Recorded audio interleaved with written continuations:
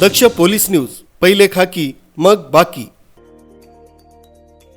राज्यातील जलसंवर्धनासाठी मुख्यमंत्री देवेंद्र फडणवीस यांनी आक्रमक पाऊल उचलले असून पुण्यश्लोक अहिल्याबाई होळकर यांच्या त्रिशताब्दी जन्मोत्सवाचे औचित्य साधत त्र्यंबकेश्वर मंदिराच्या पवित्र भूमीतून गोदा ते नर्मदा जलयात्रेचा शुभारंभ करण्यात आला।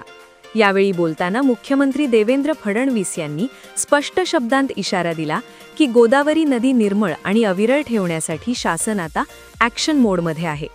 नदीजोड प्रकल्पाच्या माध्यमातून महाराष्ट्राचा दुष्काळ कायमचा पुसून टाकण्याचा ठाम निर्धार त्यांनी यावेळी व्यक्त केला।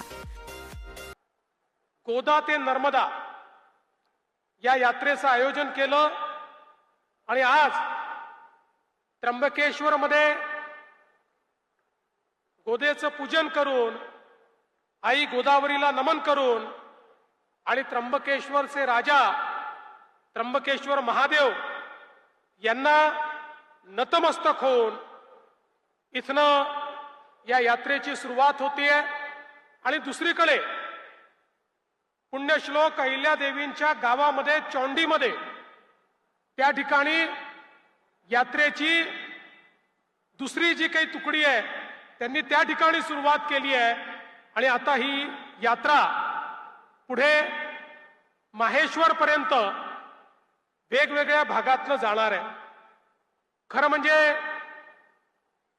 आपले माननीय मोदीजी हे नेहमी सांगतात, विरासत भी और विकास भी, वारशाचं संवर्धन आणि विकास या दोन्ही गोष्टी करणं हे गरजेचं आहे।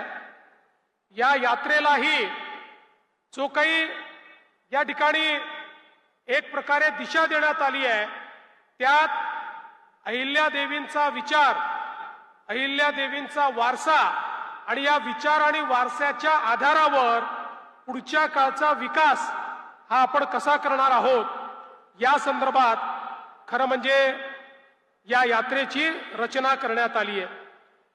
आपल्या सगळ्यांना माहिती आहे या देशामध्ये ज्या शासकांचा विचार उत्तम शासक म्हणून केला जातो त्यांच्यामध्ये जसं आपण सर्वात पहिल्यांदा छत्रपती शिवरायांचं नाव घेतो तसंच या देशामध्ये उत्तम शासक म्हणून जर कोणाचं नाव घेता येईल तर त्या पुण्यश्लोक अहिल्यादेवी होळकर होत्या। अतिशय कमी वयामध्ये मल्हारबा होळकर यांनी पतीच्या मृत्यूनंतर त्यांना सती न जाता जबाबदारी सांभाळायला सांगितली। कोवळ्या वयामध्ये जबाबदारी सांभाळत असताना त्या ठिकाणी त्यांनी ज्या प्रकारचं पुढच्या काळात कार्य केलं आणि विशेषतः आपल्याला माहिती आहे की त्यांच्या शासन कालामध्ये त्यांनी केलेलं कार्य हे अत्यंत मोलाचं आहे। कारण मोगलाच्या आक्रमणातनी आमच्या हिंदू धर्माची जी मानकं होती ते त्र्यंबकेश्वर असो की त्या ठिकाणी सोमनाथ असो, ते रामेश्वर असो की काशी विश्वनाथ असो, प्रत्येक मंदिर तोडण्याचं काम, प्रत्येक आराध्य दैवताला खंडित करण्याचं काम हे मुघलांनी केलं।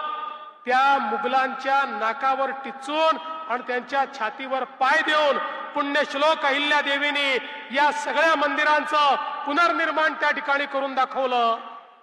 आणि एवढंच नाही तर मंदिर असतील, घाट असतील, बारव असतील, या सगळ्याचा निर्माण करताना त्याच्या मागे आध्यात्मिक भाव तर होताच, पण मगाशी जसं युवराजांनी सांगितलं की या ठिकाणी जलसंधारण कुठल्याही भागात दुष्काळ पडू नये या दृष्टीनं त्यांनी केलेलं कार्य, आजही त्यांनी तयार केलेले बारव हे अतिशय उत्तम आणि सुस्थितीत आहे आणि त्याचं संवर्धन करण्याचा निर्णय हा महाराष्ट्र सरकारने घेतलेला आहे.